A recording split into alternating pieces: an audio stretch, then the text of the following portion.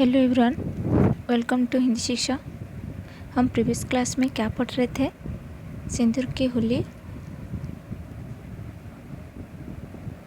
होली जो नाटक है, उस नाटक के पात्र परिचय के बारे में हम डिस्कस कर चुके हैं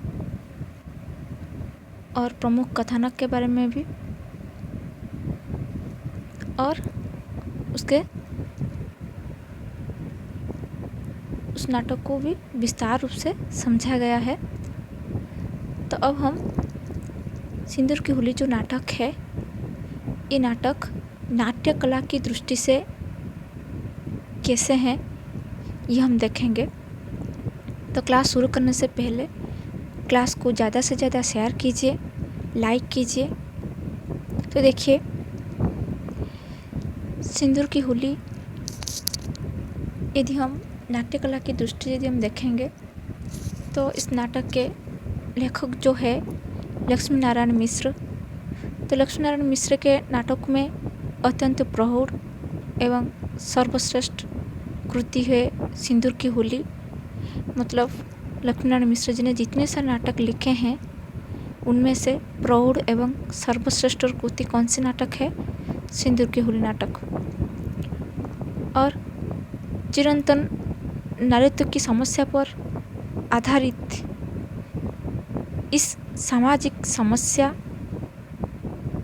प्रधान नाटक है। इस नाटक में नायिका चंद्रकला का, मतलब इस नाटक के नायिका कौन है? चंद्रकला।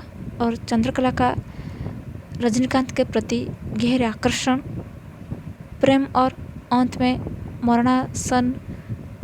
मरणासन रजनीकांत के हाथों उसके हाथ की उंगलियों से सिंदूर लगाकर सदा के लिए उसकी हो जाने की जो आत्मसमर्पण की कथा को दिखाया गया है। और स्त्री समस्या के अंतर्गत इसी नाट्यकृति में समझ में आ रही है। तो स्त्री समस्या के अंतर्गत इसी नाट्यकृति के फलक में चंद्रकांत और रजनीकांत के अतिरिक्त एक समानांतर डिप्टी कलेक्टर मुरालाल के चारित्रिक पतन की कथा को भी बुना गया है। और इसके माध्यम से ही नाटककार लक्ष्मी नारायण मिश्र जी ने अफसर वर्ग की समस्या को भी बानी दी है। ऑफिसर जो लोग हैं, उस ऑफिसर वर्ग की जो समस्या है वो भी दिखाए हैं, जो रिश्वत के सहारे जीवन यापन करते हैं। इसी प्रकार ये जो नाटक है, इस नाट्यकृति की यदि हम कथा वस्तु को स्वतंत्रतापूर्ण भारतीय समाज का, मतलब यदि हम इस नाटक के कथा वस्तु के बारे में हम यदि चर्चा करेंगे तो स्वतंत्रतापूर्व भारतीय समाज का वह चित्र है जिसमें मुरालाल जैसे रिश्वतखोर और जमींदार के अत्याचार के साथ साथ भी स्त्री पुरुष से संबंधित अन्य सामाजिक समस्याओं को भी मनोवैज्ञानिक धरातल पर बानी मिली है। और कथानक की दृष्टि से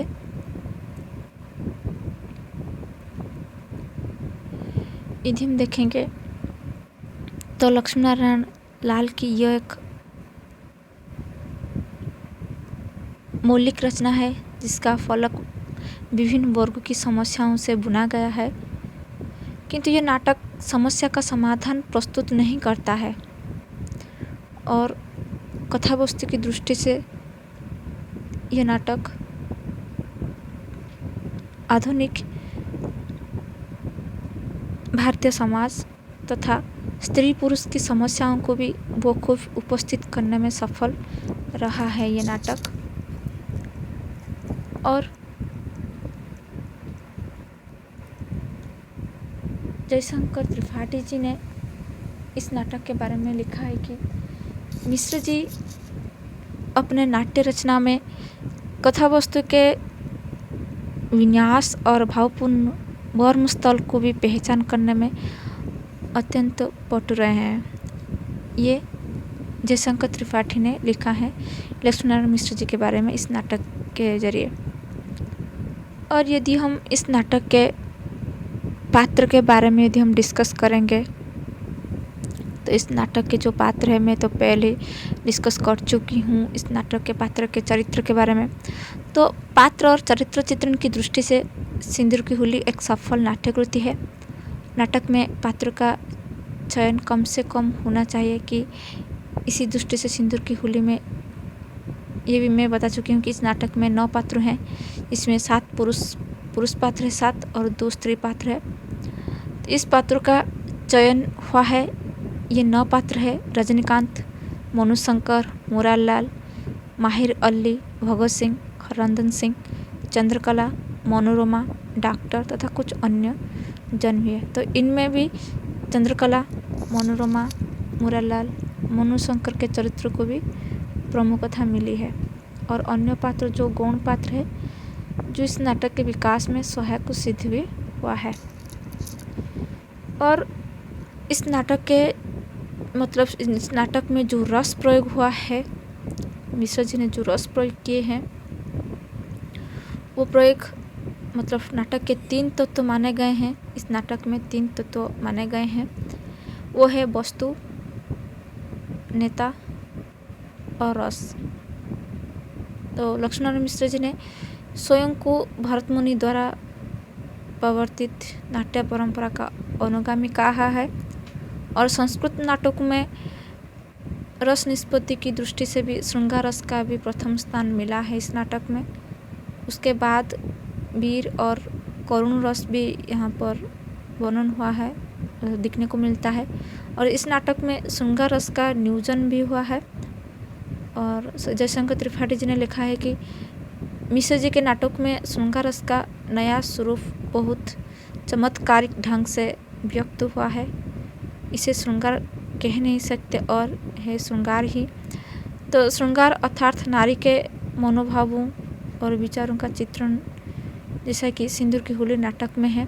तो इसी नाटक की नायिका जो है चंद्रकला, तो चंद्रकला ने जिस प्रकार रजनीकांत को अपने आप को समर्पित कर दिया, उसका प्रेम अपनी महानता और पवित्रता के मुच्छक टिकम की बसंत सेना और शकुंतला प्रेम से भी कहीं उदात है। तो मिश्र जी ने अपनी इस नूतन उद्भावनाओं से श्रृंगार रस के नए स्वरूप को भी अवतारणा की है।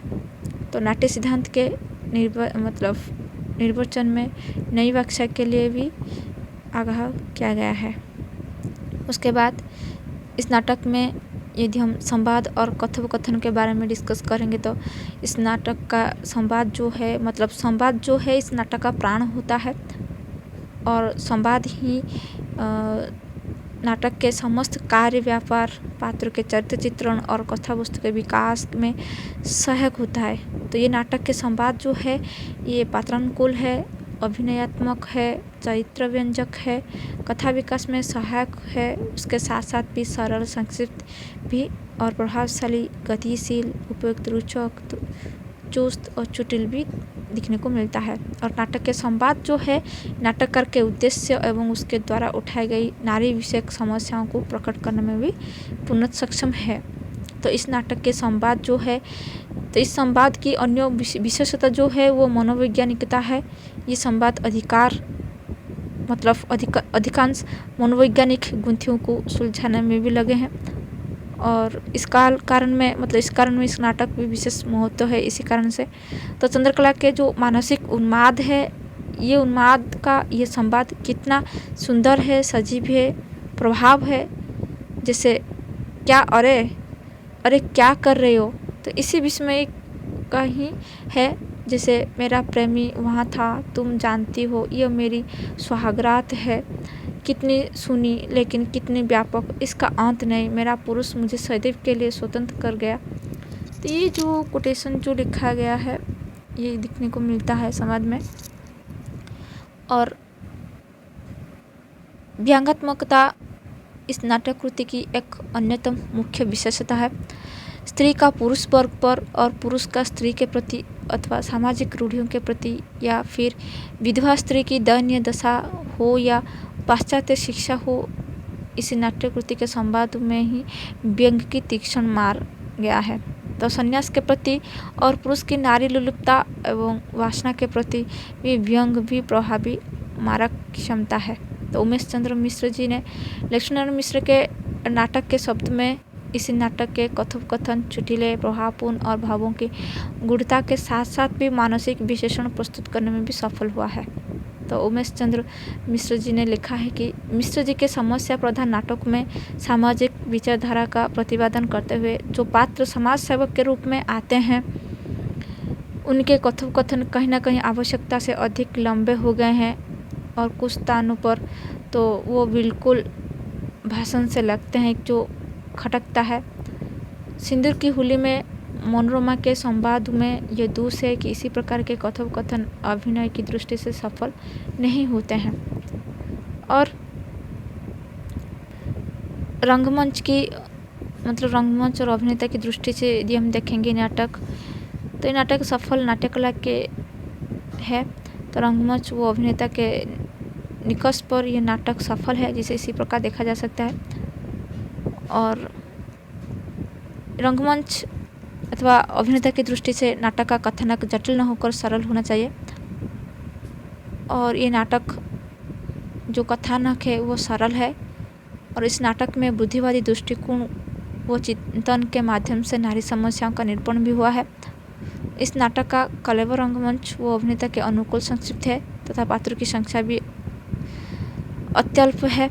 तो यहाँ प्रसाद जी का हबीब तनवीर जी के नाटकों के पात्रों भी भीड़ न होकर भी सहज न पात्र है, जिसमें 4-5 प्रमुख पात्र है, शेष गौण पात्र है, जो भी हम ऑलरेडी डिस्कस कर चुके हैं। और रंगमंच और अभिनेता के लिए वो आवश्यक है और अंकों व दृश्यों के ऐसी योजना भी न हो सके कि रंग सजा में व्याघात पड़े हैं। तो इसी दृष्टि से सिंदूर की होली जो नाटक है 3 अंकों की सुंदर नियोजना हुई है और 3 अंकों में दृश्य का स्थल एक ही जगह में है, जहाँ वो जगह का नाम क्या है, डिप्टी कलेक्टर मुरालाल के बंगले की बैठक में।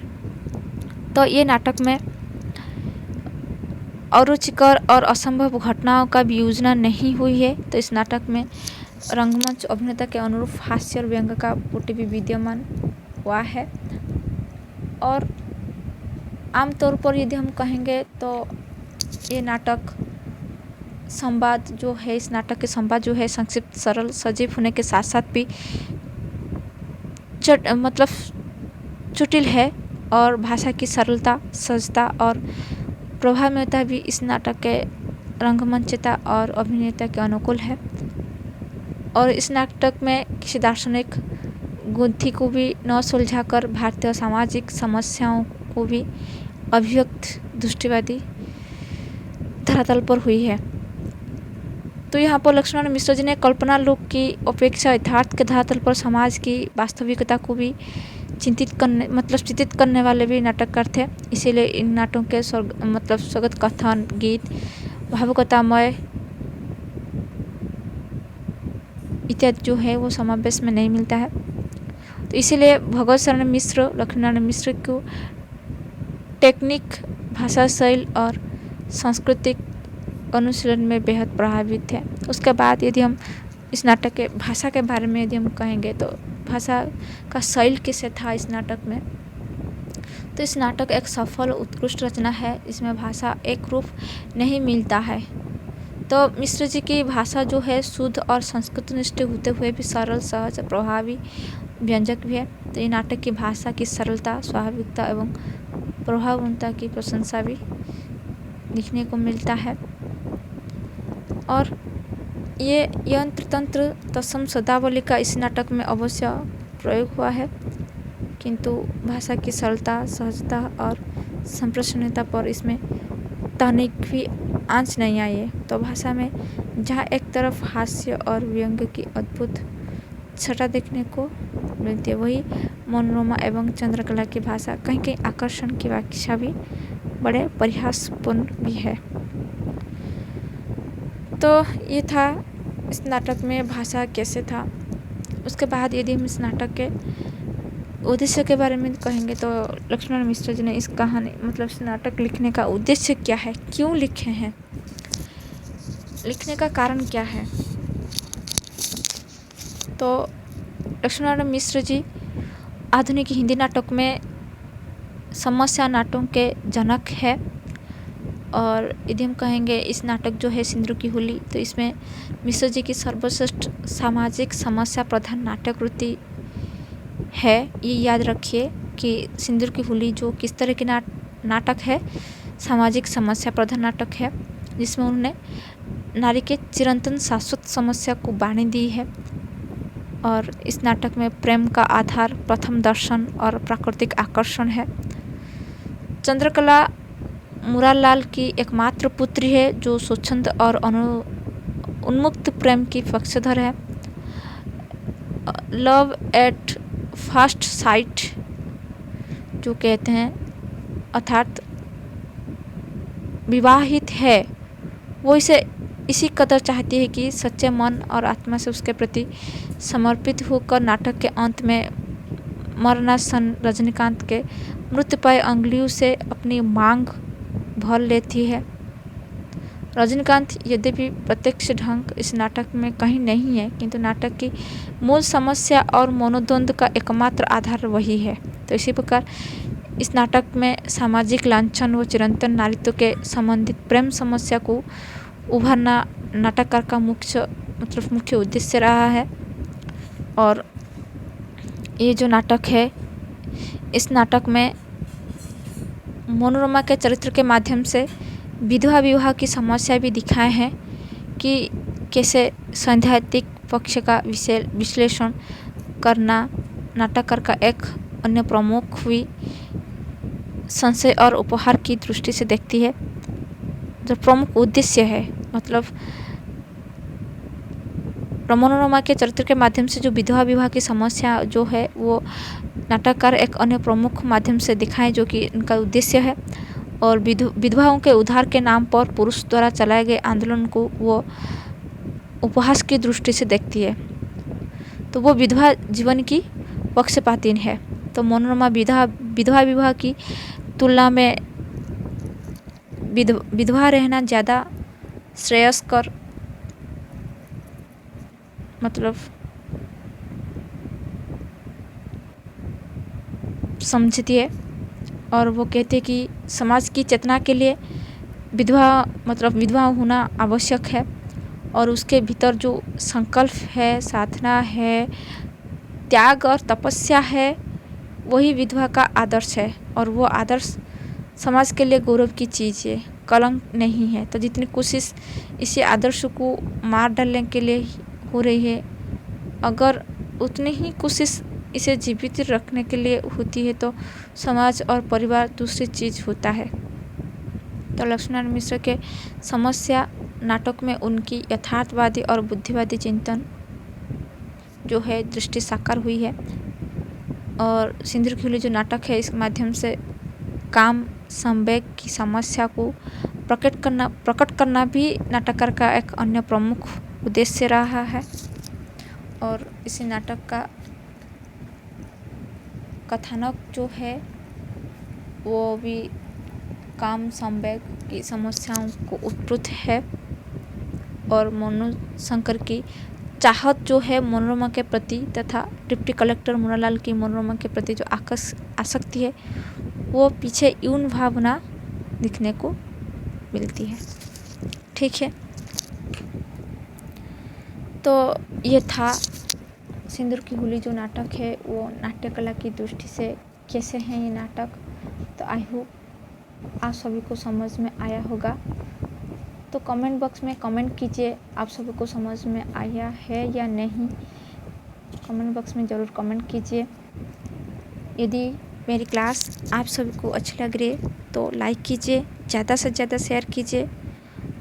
और यदि मेरे चैनल में नए आए हैं तो सब्सक्राइब कीजिए और बेल आइकन को प्रेस कीजिए, ताकि मैं जितने भी क्लास करूँगी पहले आपको ही नोटिफिकेशन मिलेगी। तो thank you very much, thank you very very much watching this video.